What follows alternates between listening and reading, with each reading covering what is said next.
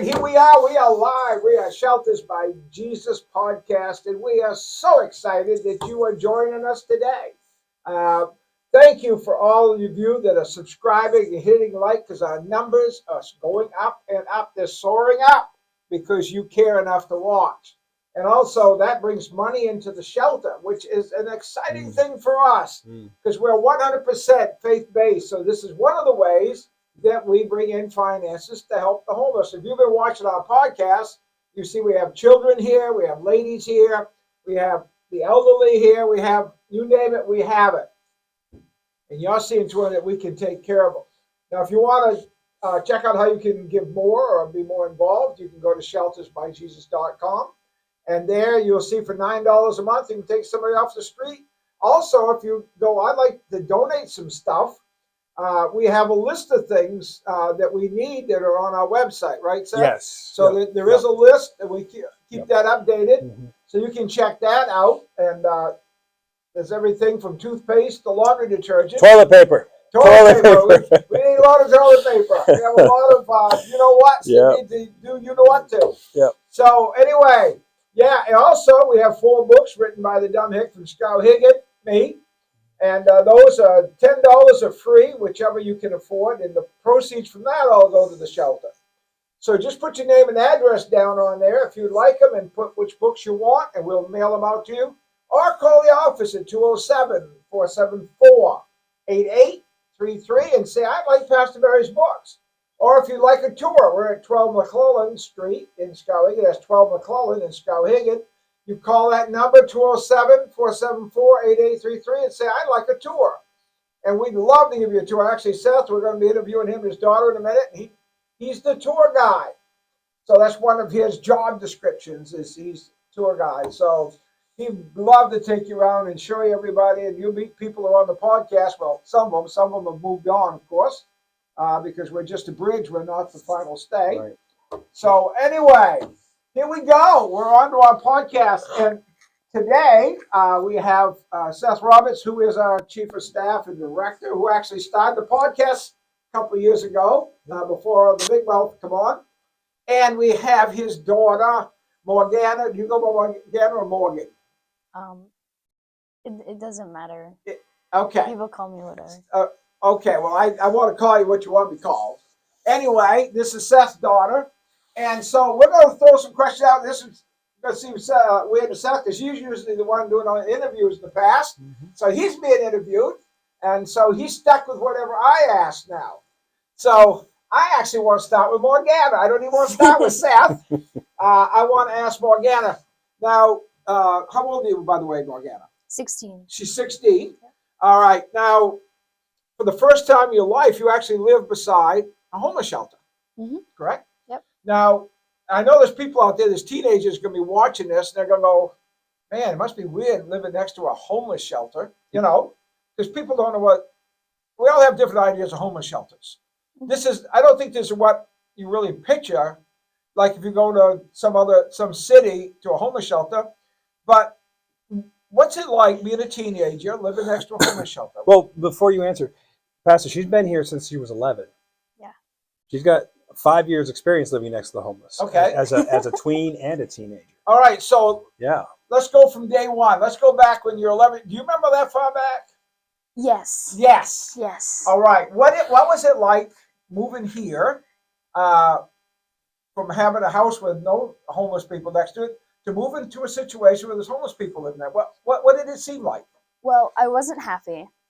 Okay. I didn't want to move. We had a really big, beautiful farmhouse. It was close to our family. You know, it had a lot of good memories in it because we lived in that house for like 8 years. Oh, I was going to ask you how long. So you've been there. Well, you went there as a little fella. Yep. She 3 years old. 3 years old. 3 years So old. that's all you knew then. Yep. Yeah. Okay. And we moved here, and we didn't immediately move into the house that we have now. Correct. Like we lived in a trailer right over there by the men's shelter. A mini RV, actually. That was. Yeah. That's what it was. Yeah. And we had a lot of people in that thing. We had me, my mom, my dad, my uncle, my cousin, Your Nana. My Nana, and then 2 dogs. 2 dogs, and a cat. All in a camper trailer in the parking lot. And it was small. So you went from a house to a camper trailer. Yeah. And you go, whoa, what am I getting into? Where are you taking me? We went from almost 3,000 square feet to about 3 square feet. About 3 square feet, yeah. And yeah, it was a strange experience. It's nothing I really had done before. It felt like just a really long camping trip. Yep. Yeah, you guys were in it, what, 2 or 3 months, right? 44 days. I knew it was somewhere around. Yep. Tia will let you know. 44 days, X amount of 8 hours. 3 minutes, 4 seconds, then we moved into the parsonage. Right. Yep. So since you've been in the parsonage, I mean, you were at the homeless shelter then, living next to it, but what is it like having a house right beside the parsonage at this time? How does that seem? Well, I think as someone who grew up here, right? It gives you a lot of experience with like future life things that you wouldn't normally get experience. Stuff you wouldn't be around if you hadn't been here. Yes. Living next to them. Yeah. You're seeing things that good, bad, and different, but you're just seeing different stuff, right? Yep. And seeing the way that drugs and alcohol and stuff like that can lead you down into a difficult situation in your life. But you do have a chance to get back on your feet. It's also that you get to learn here. Now, at any time, was you scared to be here? I think there was a couple of times where I felt a little not uncomfortable, right? Okay. But it wasn't because they were homeless, you know. I've never felt terrified, oh my gosh, I'm gonna call 911. Okay, well, good point. Because people watching this, there's young people watching this, that I'm sure they're wondering, what is it like to be around homeless people? Because some of them have never been around a homeless person. And you know what? I never was around a homeless person until I started this ministry. So there are people that they just have never been around them. Yeah. So you're not fine. You wasn't afraid because they were homeless. No, not because they were homeless. Okay, you just had trepidation because there's a lot of people and different. Yep. Now, well, you've made friends while you was here too, though. You had some buddies along the way, right? Yeah, I had some friends, but something that I've learned here is that people, when they come here, they don't stay here. Correct. It's hard to make a long relationship because they're not here to stay when they come. Yeah. So that's a little different. So you make a friend realizing that this friend is going to be a short-term friend. Yeah, but it's good to make friends while you're here. Yep. You know, to have some good times to remember and stuff like that. So. Now, some of them you've actually had stay in your home with you, correct? I mean, not live there, but you've had some of the youngsters have come in. Well, I consider you a youngster. You probably don't. You know what I'm saying? That some of them your age or close to your age. Careful now. She has a driver's license, Pastor. That's what I said. I still consider her a youngster. Yes. Oh, yeah. When you're 74, anybody 50 and under is still a youngster. All right. Right? Marilyn's 78 behind the camera. She's shaking her head. They're youngsters. Don't tell me that ain't a youngster. I got sneakers older than her. Oh, my word. So, okay, now I lost my train of thought. Well, yeah, we used to be foster parents. Yeah. So I remember I was asking us about having people from here actually spend the night with you. Yeah, sleepover.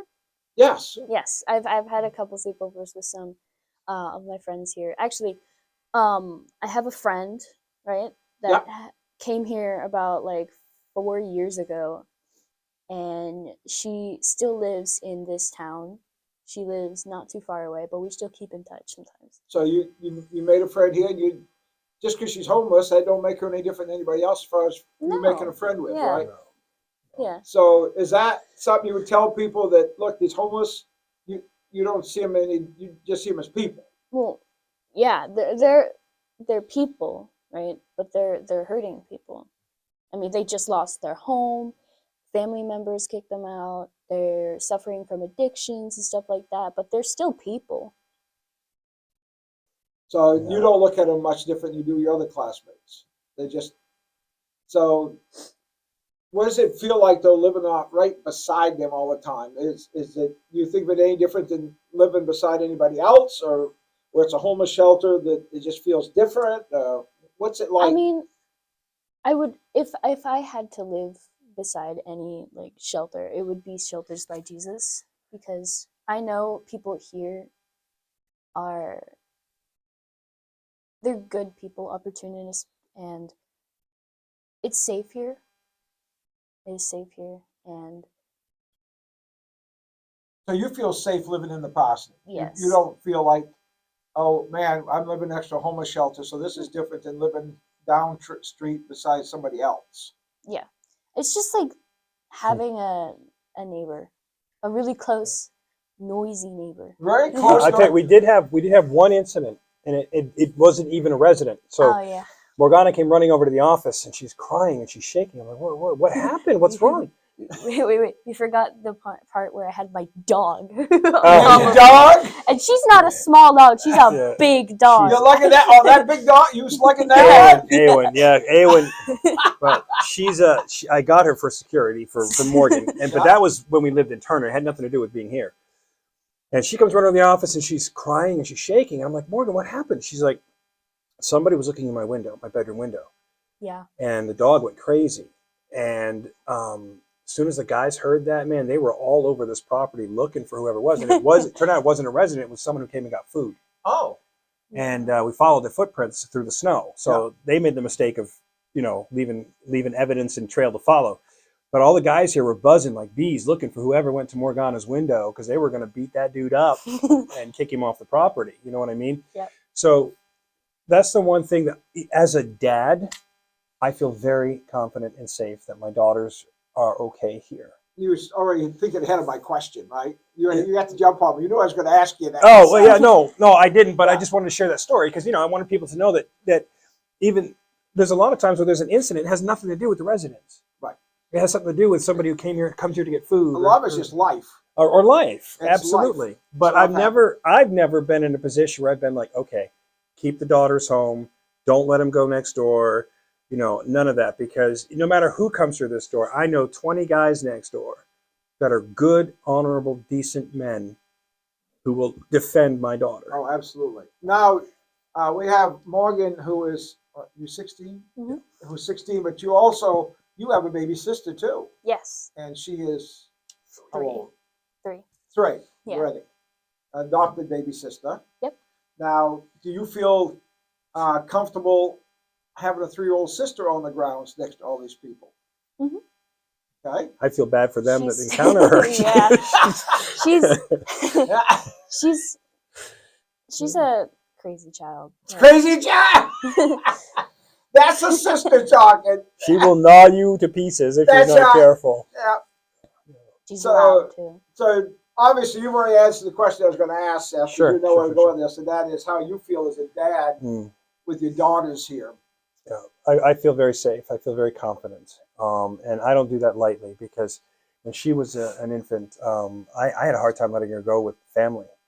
Which is not unusual. My wife was that way. Yep. She didn't even want the grandparents to take our oldest one, so that was our first baby, and she was like watching over her like a mother hen over the chick, man. Absolutely. It was like, you touch my baby, and they want to hold her. She wouldn't even let people hold her at first. Yep. It was like, wow. So I mean, that's a natural thing. Yeah, yeah, it is, but I don't have that trepidation here. I'm not scared, for my daughter's well-being here, because they have, we have good, and I can't tell you folks enough, good, honest men here who will look after my family. And they have, because there have been times you and I have had to go somewhere. Absolutely. And there's been an incident because someone came on the property and wanted to start some stuff and go to my house. And I got 6 guys at my house saying, you better step away from that door. I remember that. Yeah. Oh, yeah. So, yeah. I'm very, and the thing that touches me the most, Pastor, is it's one thing to talk about, because, a husband is the pastor of his home. And it's one thing to talk about Jesus, God, and go to church. It's another thing for her to get to see her dad every day up and serving the Lord and seeing the miracles at the shelter. And to me, that's a best thing, because I know she knows God. I know she sees God. I know that she's touched by the miracles that happen. She gets to see the lives that change. So I got a question for you, Morgan. What's it like having your dad be, he doesn't get up and go work in a shoe shop someplace. He actually works at the homeless shelter. What is that like to you? Do you like it? Don't like it? I mean, it's a great service to God, right? Yeah. I mean, I'm very proud of my dad. My dad is a very good and loving guy. He loves people. Well, Don't he say loves the people. He doesn't like being around people. Me neither. Fair enough. Me neither. I don't like being around people either. But I do care for the people. You don't that strike come me as an introvert, though. He's an introvert. He's an introvert. Are you an introvert? Or yes. Semi-introvert? She's like semi. I mean, it depends the people I'm around. Because every time I've seen you, you've been very outgoing, and you don't act introverted. I know there are times that she struggles with wanting dad time. Yes, You know. that's every thing. Yeah. My daughter's was. I mean, Like, I think that's every daughter. Like sometimes we'll be out somewhere, and he's like, "Yeah, let's go do something together," and then he'll get a phone call from the shelter, because sometimes some people don't know how to adult themselves. Well, that's just a fact. Right. Yeah. Yeah. We have a lot here that have not learned how to be adults. It's true. And it's true. Yeah, and it is a thing where you can get a call in the middle of stuff, and that part of it don't excite you. No, especially if you're heading off to do something. Yeah. But all in all, what do you think of the overall picture? Would you want your dad not being here? Oh no, I like being here. Good. Okay. No. I think people want to hear that from you. I really do.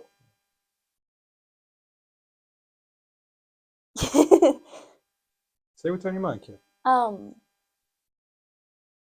This place is 100% no doubt like a blessing from God, right?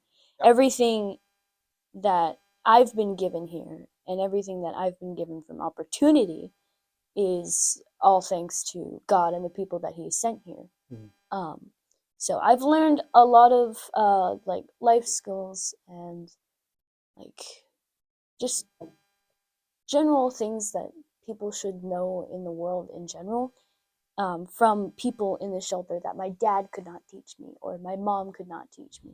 So you're finding not only it's okay to be here, but you're finding it's been beneficial in your life in some ways to actually live next to the homeless shelter. Mm-hmm. And I think people would love to hear that. So it's definitely a unique experience bringing up your child in an environment like this, because she gets to see the reality of the struggles. Yeah. Why drugs are bad, why alcohol can be bad, why addictions are horrible, why people need Jesus. And then she gets to see, through God's grace, God changing people. Yep. So to her, it becomes real. Not just something she reads about in the Bible, but it's real. Yeah. She hasn't had a chance to get churchified. She came here too young. Right. So she, right. Yeah. To her, this is church. Yeah. Oh, well, this has been awesome. Yeah. We're running out of time on our podcast. I want to thank Morgana. I don't have to thank Seth because he works here. He has to be here. Morgana does not have to be here. I am staff, though. There. So, okay, so you have to be here, Morgana. I didn't know that. So I shouldn't have said anything. You should have said nothing. You had it going your way. But I want to thank you guys that are watching this. And again, subscribing, hitting like, that supports us. And when the ads are on there, you go, man, you got a lot of ads. And we are getting more ads because this is getting more popular. We're getting more listening time. The ads are on. So I'm telling people, look, nobody knows if you're actually watching it if you leave your phone on. So you can let it run through, let the ads run, go do something else, come back and then watch it the next time without the ads. Just hit the ads and take them out. But if you let it run through, it helps us to make more money. More ads will come on, and eventually we're hoping to get sponsors where we don't have to run the ads.